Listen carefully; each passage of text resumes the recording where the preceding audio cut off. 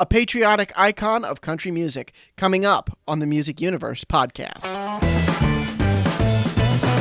Oh, Matt, how are you hanging in there during the quarantine? Well, we're interviewing our heroes, so who could be upset about any of this? Oh, yeah, I mean, that's true. And I think most people realize most of these aren't going to air during the quarantine. At least I hope the quarantine's over by the time all of these get out. But it's still super cool to spend that time with them and thanking them for spending that time with us. Yeah. The icon we have today, Lee Greenwood, of course. He is an icon. God bless the USA. And you hear us talk on this interview a lot about how I think we need that message during this pandemic, whether this airs during it or not, Right. More so than ever. Yeah, I think this just makes everybody realize what kind of country we need to be again, and how we're just really blessed to be here rather than any other country in the world. We really are. Here's Lee. Country music icon Lee Greenwood, welcome to the Music Universe podcast. How are you, sir? I'm good, thank you. Under the the existing conditions, the pandemic, and had to be quarantined, and just really can't do what we normally do. From shaking hands to singing. Well, and that's a shame, because I think America right now, Buddy and I were talking about this just before you got on the line here. I think America needs your message now more than ever, and it's a shame that you can't be out there performing. Well, the good news, we can reach them through social media and podcasts and things like this, and we're going to start doing as much as we can.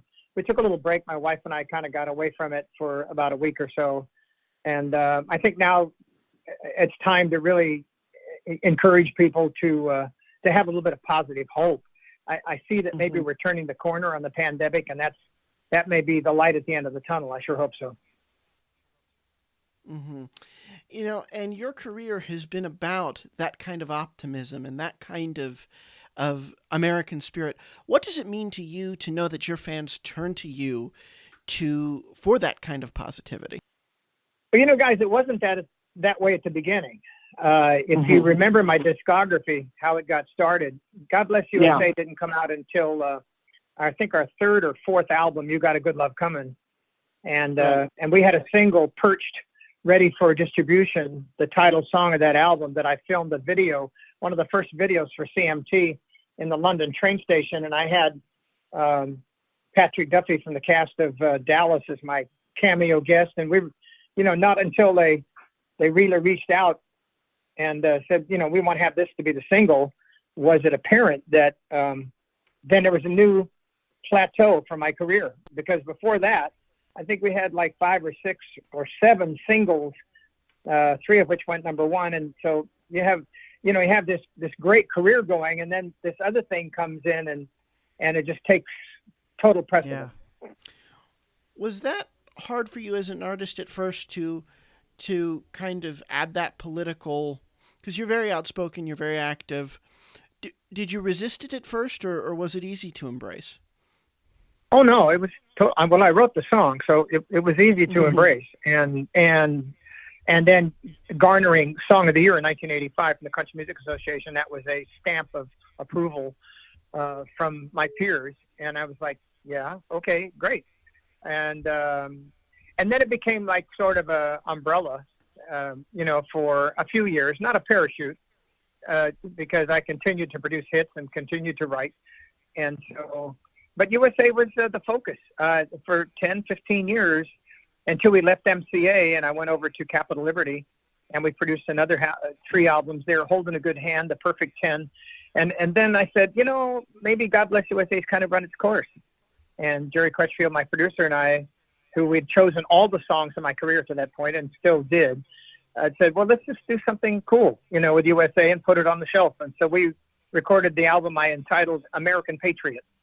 And we did all American songs to embrace USA, including the national anthem, America the Beautiful, God Bless America, Battle Hymn of the Republic, This Land Is Your Land, all the things that we'd recognize as American history and patriotism. And so that was that until the Gulf War, Katrina, and then 2001. And when we had 9/11, then suddenly USA was thrust back into the spotlight, and so was I. You mentioned that you went from Capitol to Universal, which now owns Capitol. Do you know if any of your masters were lost in the fire? Yeah, I believe all of them. Hmm. Wow. Man, that's got to be a hard one to accept. Can you comment? What do you make of the lawsuit being dismissed just this week? I think what you have to recognize what a master is.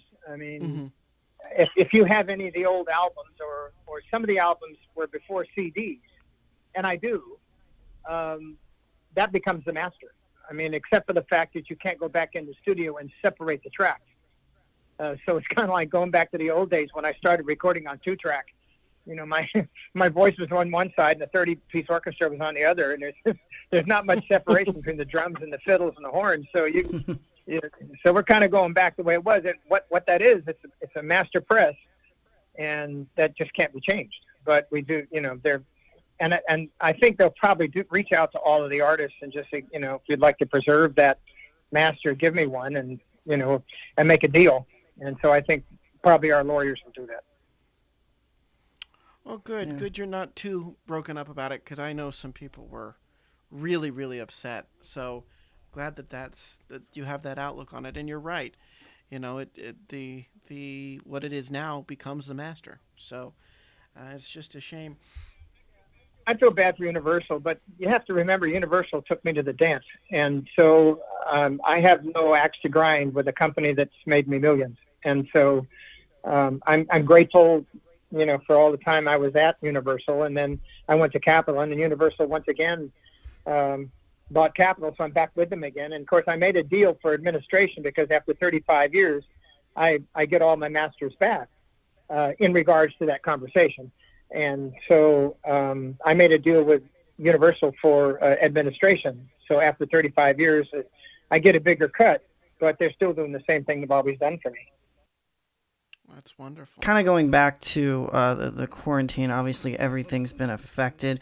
Are you taking advantage of the social media aspect and doing like any live stuff that people can check out during that time? Yes, we are.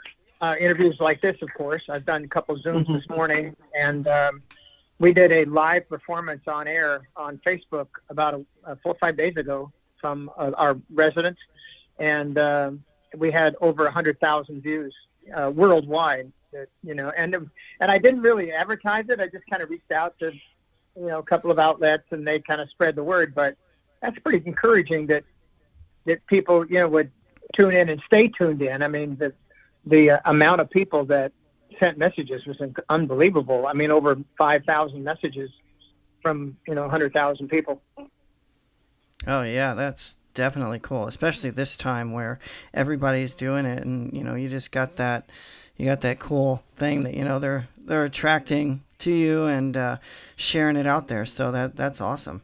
Yeah, I'm kind of new at the social media game, but I have an unbelievable wife who not only is she beautiful, but is damn smart, and she knows how to negotiate the social media for me. So she'll kind of guide me through that minefield that, you don't want to make mistakes or don't want to say the wrong thing.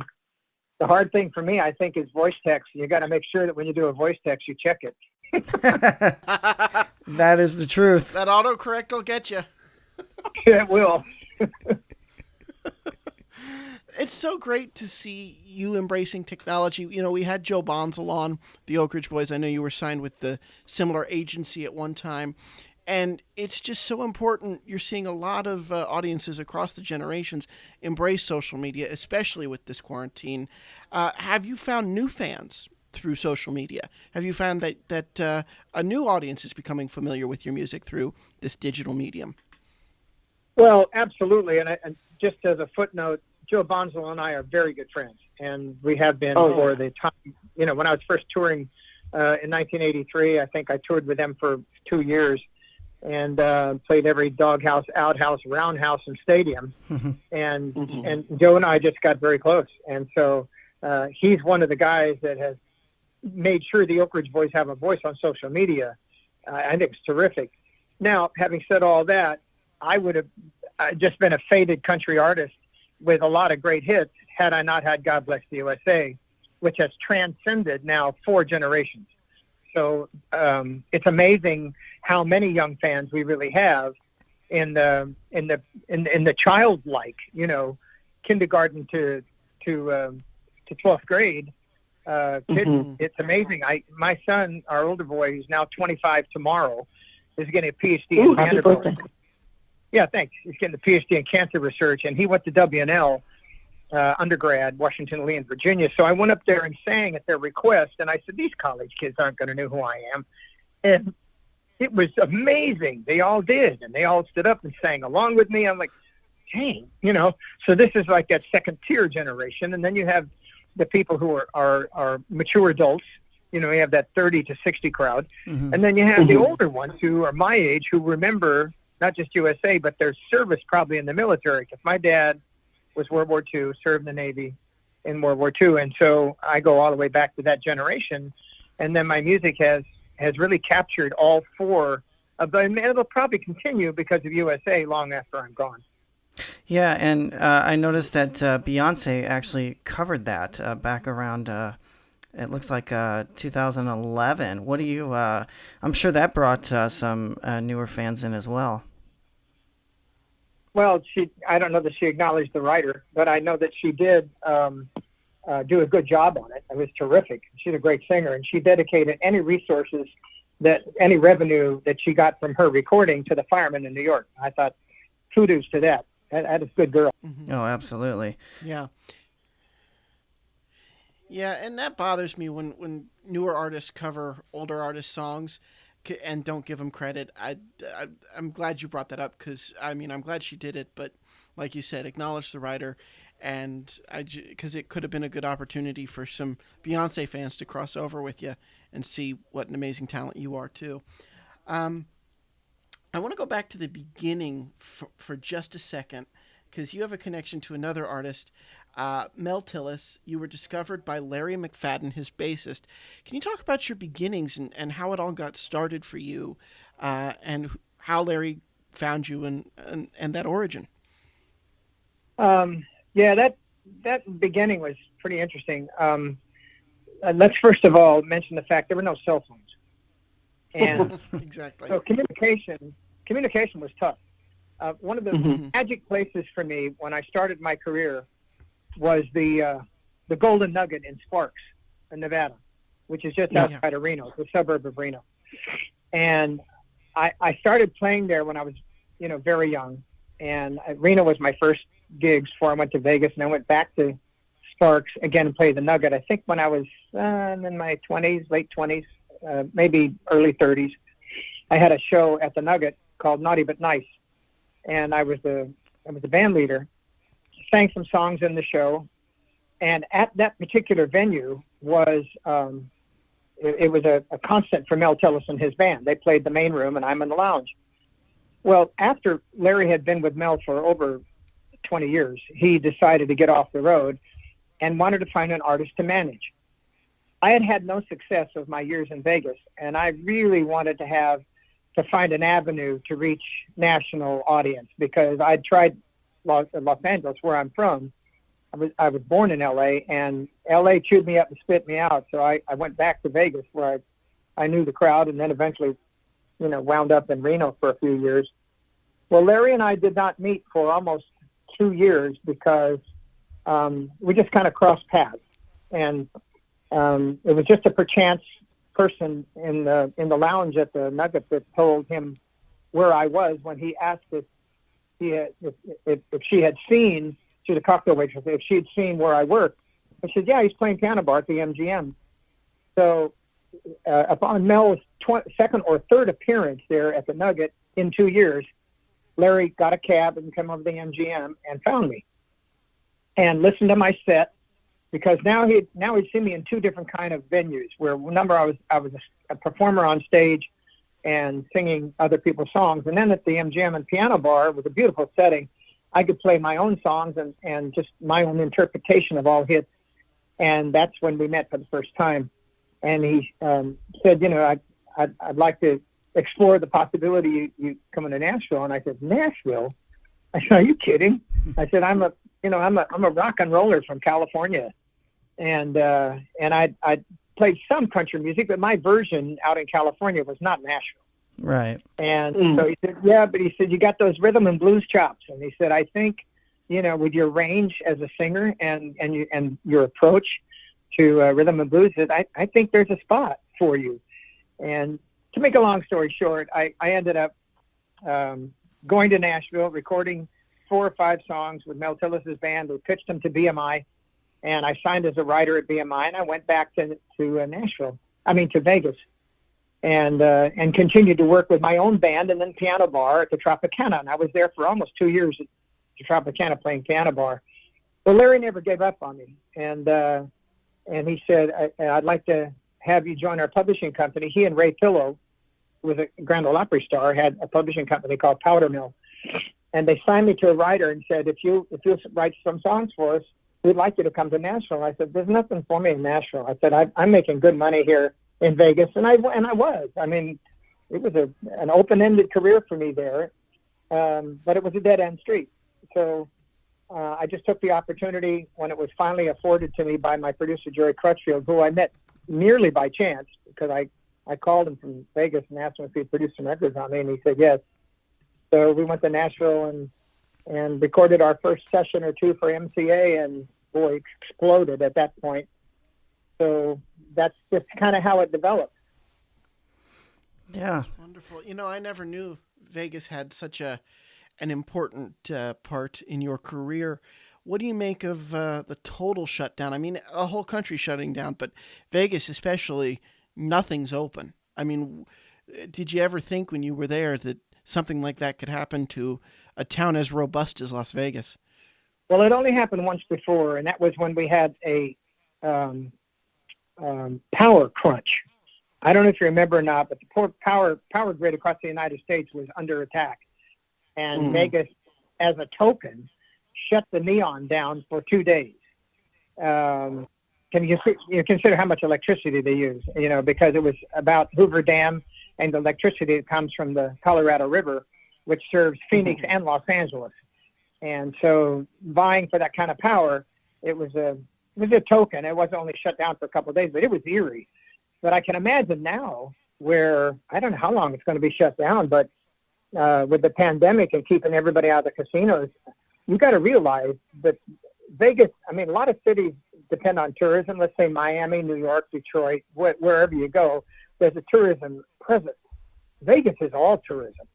And, from the cab drivers to the waitresses and bartenders and dealers. And I was a dealer in Vegas for 4 years. I know the feeling of not having a job and no tips. It's got to be an immense drag on Nevada economy, and it may not recover for a long time. Yeah. No. Well, we hope for the best.